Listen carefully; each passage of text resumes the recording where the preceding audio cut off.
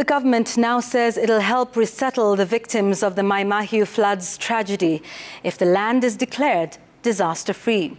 President William Ruto made the promise to the hundreds of victims who are reeling from the impact of the rains that have left their former homes a massive boulder-infested wasteland.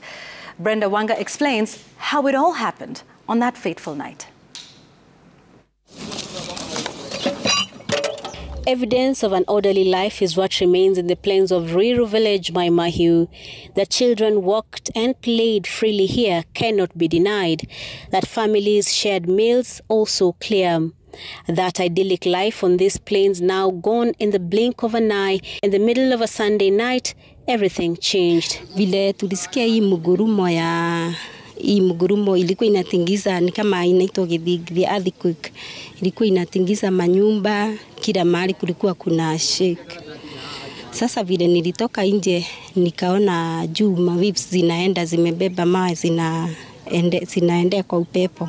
The flood waters swept the vast expansive settlement spanning 3 villages, eating up hundreds of acres of land, destroying lifetime investments and, yes, taking tens of lives. To get a feel of just how powerful and impactful the flood waters were coming down the hill on that Sunday night, one only has to take a look at this field behind me.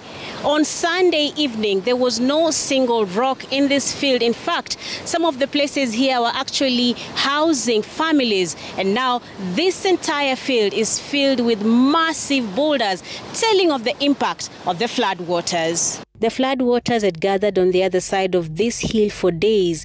A tunnel underneath a railway had gotten blocked by debris brought downstream by the floods.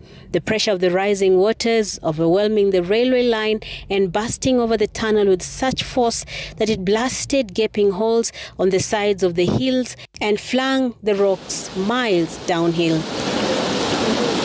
Those who live near here and who survived the most destructive floods in decades say they haven't seen anything like this. Tena hii mawe imetolewa huku. Hakukuwa mawe hata moja. Hii ilikuwa shamba ambayo ilikuwa imelimwa, hata ilikuwa na chakula. Mto imehama kutoka pahali ilikuwa ilikuwa napitia pale mbele. This rocks flattened 2 homesteads right next to the banks of the seasonal river Kabage. Hapa kulikuwa na boma ingine ya mama mzee ambaye alikuwa anaitwa Shosho wa Kamau. Na tena hapo hakuna boma.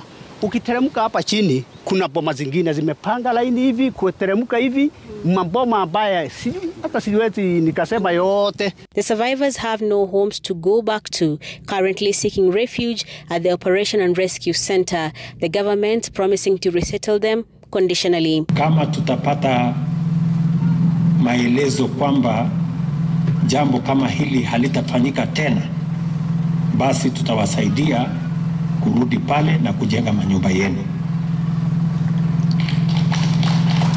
Lakini vile vile kama itatokea maelezo ya kwamba hakuna uhakika ya kwamba shida kama hii haitatokea tena, tutakubaliana na nyinyi, hata kama ni kutafutia nyinyi makao mengine, serikali itanunua hiyo makao ndio muweze kuishi mahali ambapo hamutakuwa na hatari ya kubebwa na janga kama hii tena.